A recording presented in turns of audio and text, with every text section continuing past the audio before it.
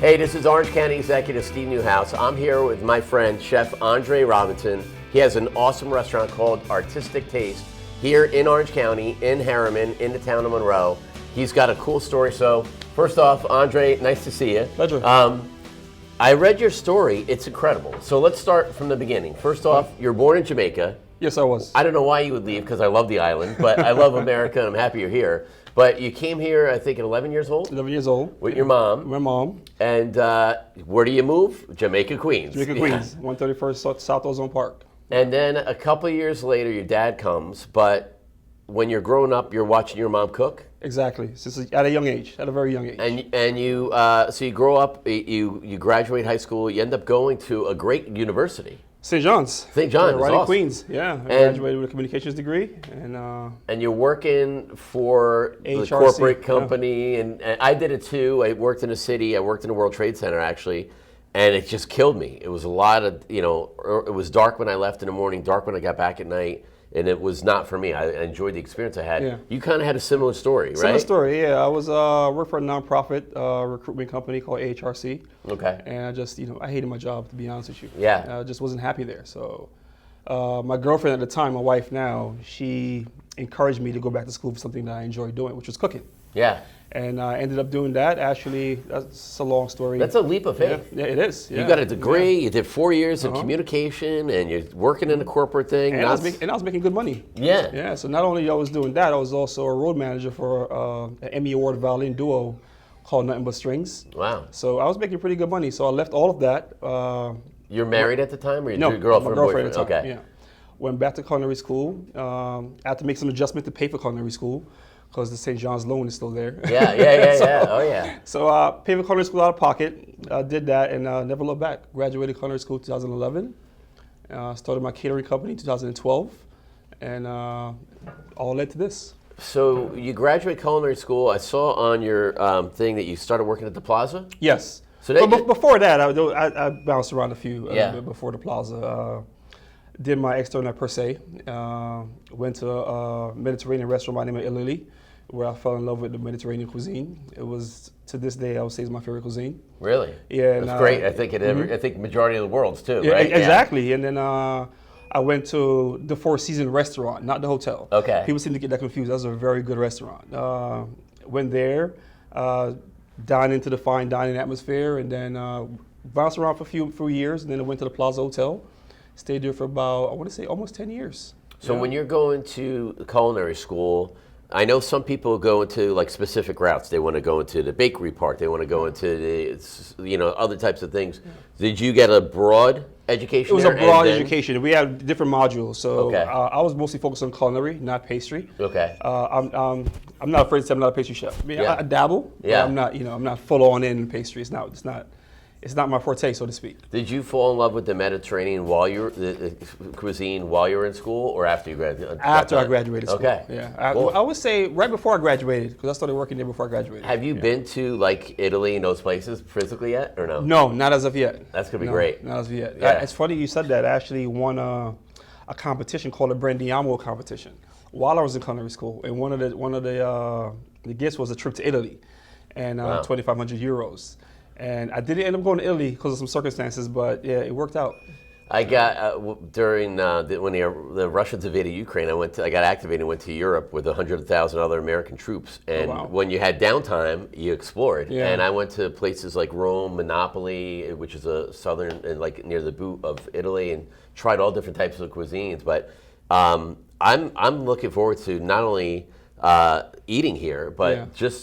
this is just a great story. So you start doing all these things. You took this leap of faith. And were you struggling right when you graduated, or did they kind of hook you up with good restaurants right off the bat? Like, I was struggling. This guy's hot. I was struggling. Wow. Okay. So you gotta understand, like when you got a culinary school and you go dive into the fine dining atmosphere, you don't get paid. So I worked, I think 3 months non-pay for my externship, and after that they hired me. And I think it was like $8 an hour or something like that. Wow. It was nothing This is significant. not long ago. Yeah, not long ago. This was 2011 and 12. Wow. So it wasn't that significant. So I mean, at that time, I'm a little older. So at that time, I didn't really care about the money. It was more so getting as much knowledge as possible, as fast as possible, and it was keep my head down and learn as much as I possibly can to get to where I wanted to go. So you do this leap of faith. Are you married yet? Are you engaged Yes, yet? I am. You I'm had to married. put a ring Yeah. on her because she was like, "Look, I'm putting up with this." I'm married. I actually got married in 2011. Okay. Yeah. And then, so then you start doing. You work for 3 months, not getting paid. You earn your keep. They say, "Okay, this guy knows what he's doing. You're learning your stuff."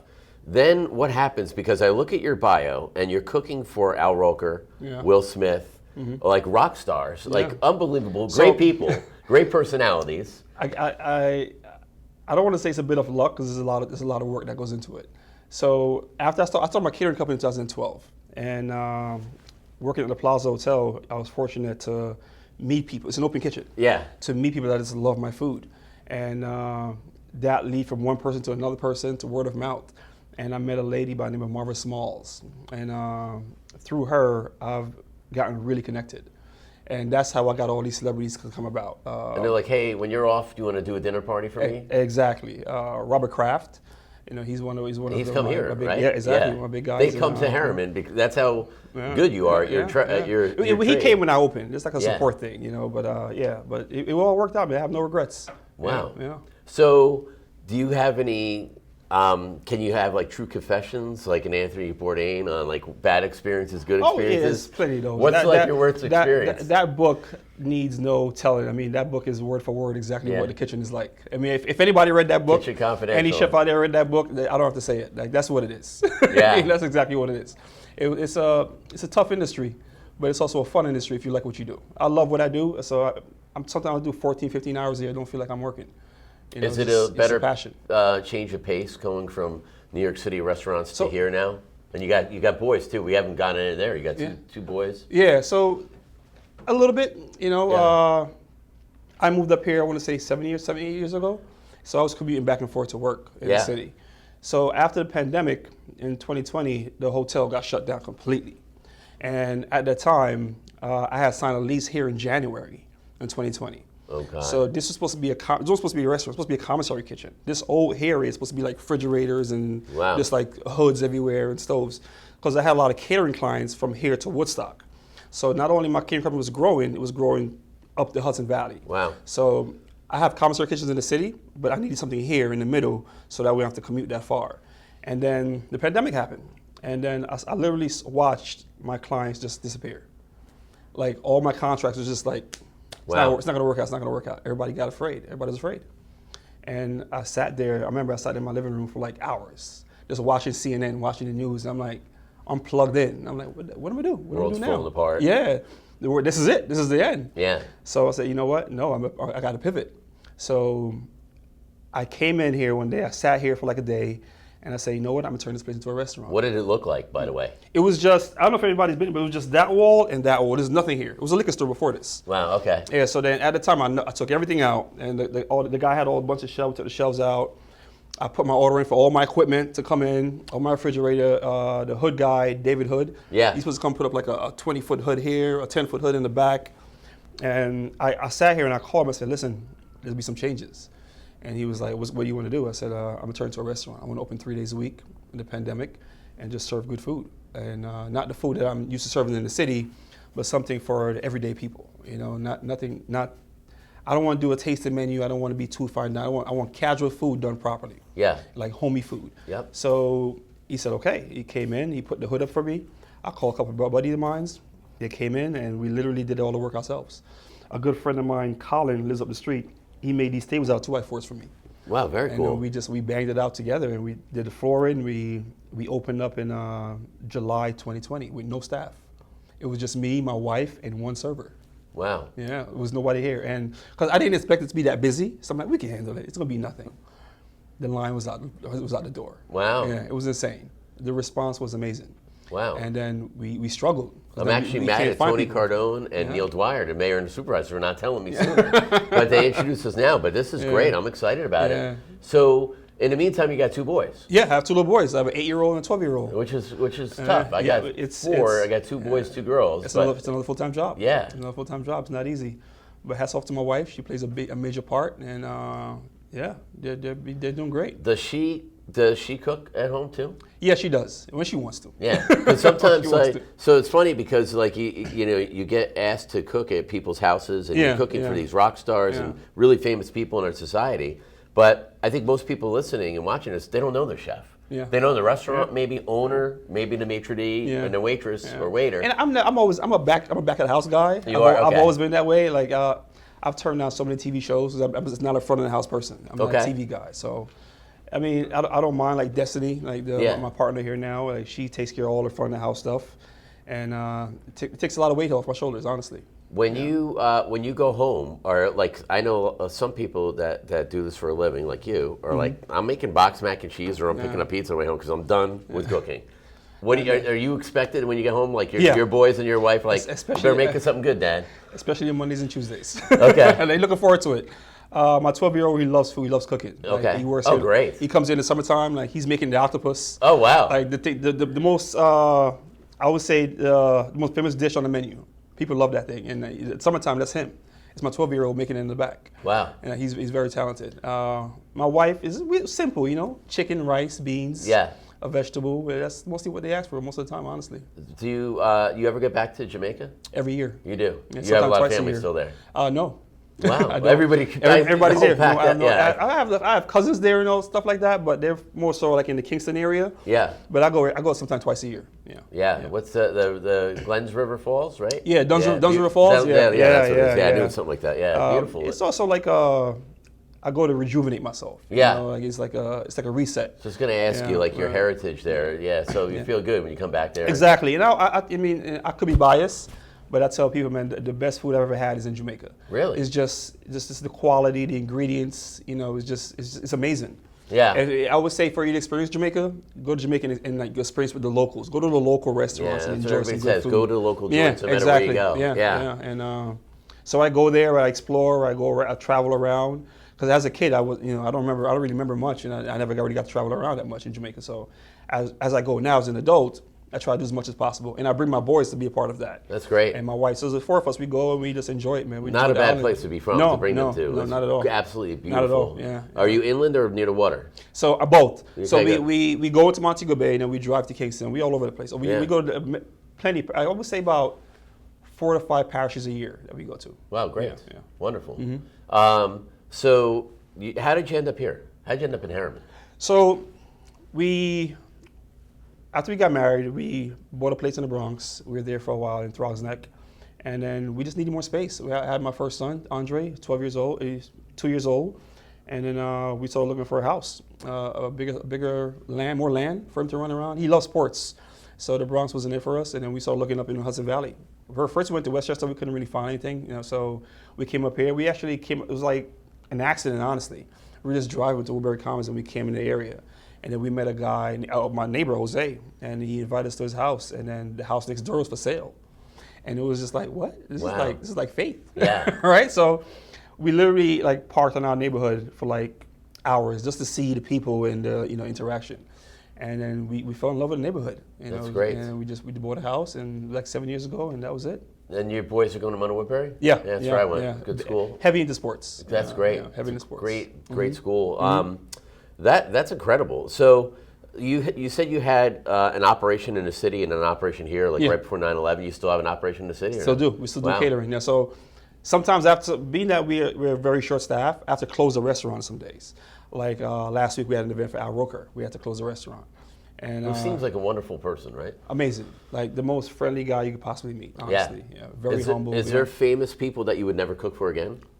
Yeah, but I'm not going to say the names. No, I just look. People want to know, like that. You got good people and bad people. But you know what? Honestly, man, like the way I look at it, it's a job for me. You know, like it doesn't matter. I'm as professional as I possibly can be.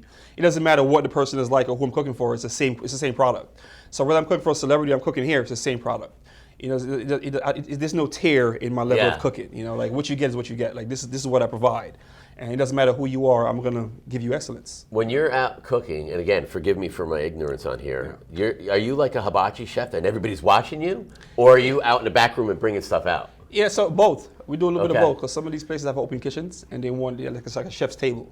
So we do like a 12-course tasting where I'm right there in front of everybody. You know, Oh, that's we awesome. send out That plates is great. And, yeah, everybody's tasting as they go along. We got to befriend Al Roker or something so we can do this with you. Yeah, that's awesome. So you enjoy it? You love it? I love it every day. Yeah. I love it, yeah. It doesn't feel like work. So Andre, you said earlier we were talking about this Mediterranean style food here. Yeah. So what, just for the listeners out there and the viewers, what does that consist of? Like, what's like a typical meal here? So our menu, I like to classify it as modern American. Okay. Because when you think of American cuisine, it's like a melting pot of different, for everything. Could be anything. So yeah, so we're here. We pull from different sectors of the world, pretty much. Like for example, my jerk chicken dish is not simply a Jamaican jerk chicken dish. It has Mediterranean flavors in there as well. We use sumac level pepper, as well as Very cool. a lot of like Scotch bonnet peppers and stuff like that, allspice. So we do a blend of different things. The menu's a variety. It's something for everyone. I like to cover all the bases. If you, what are like the signature dishes that some of your regulars like? These are the main ones, and I know you said your mom's on one of them. Yeah. So like we have three signature dishes here that moves constantly. Okay. That's the oxtail, the jerk chicken, and the octopus. Okay. Those three dishes we can't. It's always out. Okay. It doesn't matter how much I prep. It's just we can't make enough for the weekend because it's a small kitchen. Yeah. So for example, the jerk chicken dish is a 2-day process. We brine the chicken first, right? Then we season the chicken, then we grill the chicken, and then we pick it up by smoking the chicken and putting it up. So it's a lengthy process. That's great. But it works. Yeah. And you got a bar here too. You got some. Yeah. Good We have a drinks? full bar. Destiny takes care of the bar. She's That's a great. front house man. She. I think our signature cocktail is the Jewel Rum Punch. Okay. Which is everyone seems to love that thing. Sounds fun. Yeah. So, Yeah. I mean, for the people watching, I think it's a great experience because people in life go through changes or maybe we have right now, one of the things we do is I speak at a lot of colleges or graduations. Yeah. And a lot of parents like, I don't know what Andre's going to do for a living. Yeah. You got to pick your life now or you need to pick your major when you go there. But things change. That's not and true. your passions Yeah. change and your love might be somewhere else. Exactly. And you are a great example of how did you decide to go to the communications and John Jay? So St. John. So that St. John, sorry, yeah. the funny part is like growing up in a Caribbean household. It was like, okay, you going to school. It doesn't matter what you're doing. You going to school is important. So it was more so I didn't know what I wanted to do at the time. So I'm gonna be very honest. I picked the easiest career possible. Yeah. It wasn't difficult at all for me. In communications, it was an easy degree to get, and that's what I did because I was very unsure, and I didn't want to do business administration like it's a typical thing. Yeah. So I just followed through with that, and it's not a wasted degree. No, I still have it. And you learn stuff. Exactly. Yeah. It's never a waste. No. I always say you don't go. I also say that. I tell my boys, you don't go to college to get a job. It's more so for an experience in education. You experience new things. You meet new people. You go and learn the world. Yeah. Is what I always say. And it's funny you said that because I actually spoke to me and Destiny spoke to the class of mine in Woodbury recently, and it's about the same thing. Like going to school and figuring out what you want to do. There's no time limit on that stuff. Your passion change. You might know what you want to do today. It's not the same what you want to do tomorrow. The culinary school that you went to in New York City, great. You recommend them? Like they help make heavily. you? Yeah. Yes, I do. Yeah. And do they help give you opportunities when you get out? Like, hey guys, you're graduating soon. You guys better figure out where you want to work. Exactly. San Francisco. They went all over. All over. Yeah.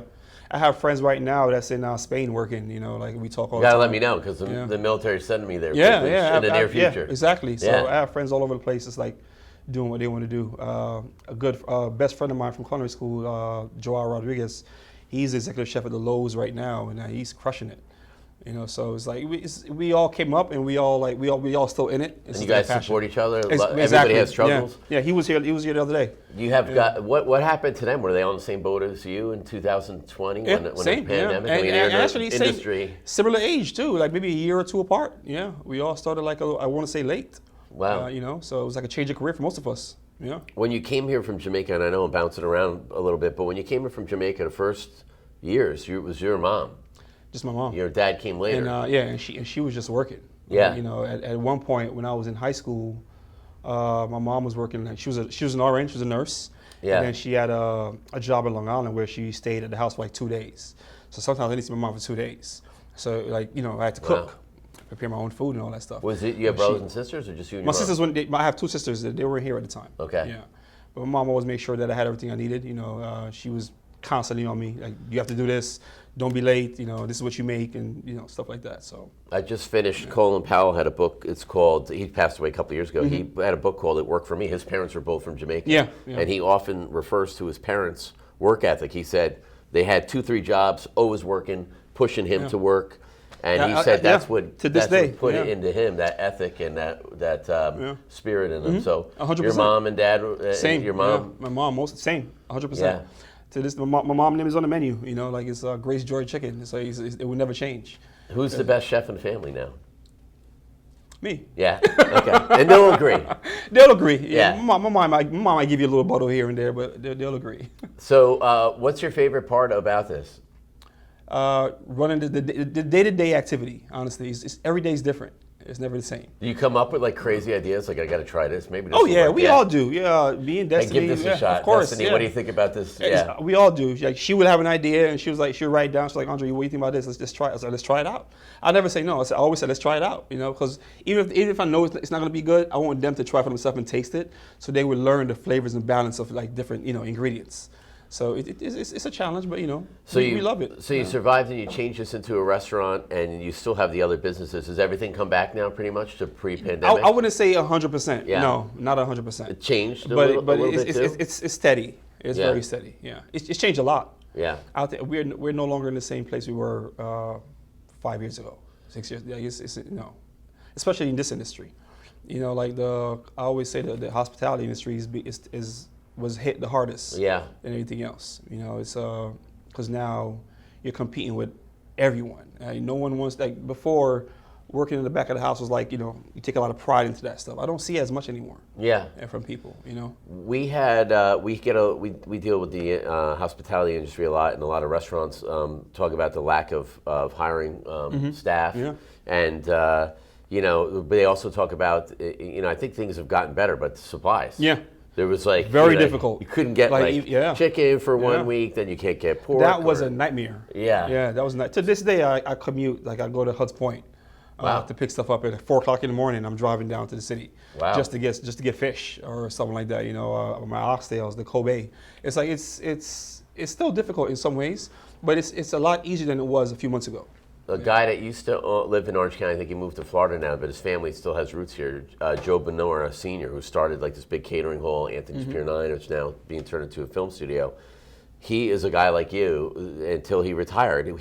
His wife would be like, into his retirement age, she said he goes every morning, 4 o'clock. You got to go there, and he insisted on the freshest and most ingredients. It's the senses. You want to touch, you want to feel, you want to smell it. When I first started working at Presade, one of the first jobs we were doing was inventory.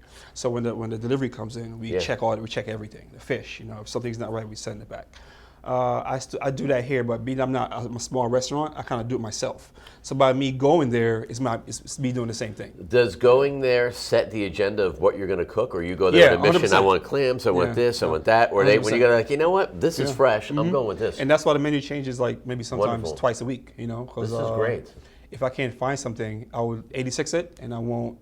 I can't find it. Yeah. Customers get upset all the time about it, but that's the reason why it's not there, because I can't find it. And if I do find it, it's not the same quality of what I had before. That's wonderful. So I'm not going to sell it. When you go to Italy, some of the places, when you get there, I was in the Amalfi Coast one time, and that's the same type of way. Yeah. I'd go there with my Marines and my sailors, and we would go to a restaurant, and you get what you get. Mm-hmm. That's it. Yeah. You don't order. Yeah. You get what you get. They just come out with this, and if you don't drink red wine, you're drinking white wine, and that's all you're getting. You're drinking water, and that's it.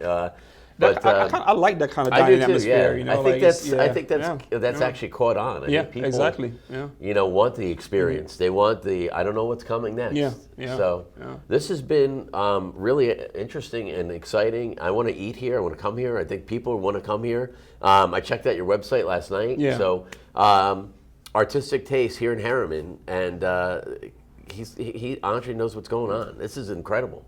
And I think not only the excitement of coming to eat here, but your story's great. Yeah. It was a little challenging, but like I said, I wouldn't change anything. Yeah, I wouldn't change anything. Well, I'm happy where I'm at right now. Well, thank you for giving me the opportunity and giving the public to hear your story. This is great. Anytime. And come check this place out. Thank you guys for coming. I appreciate it. Thank you. Thank you.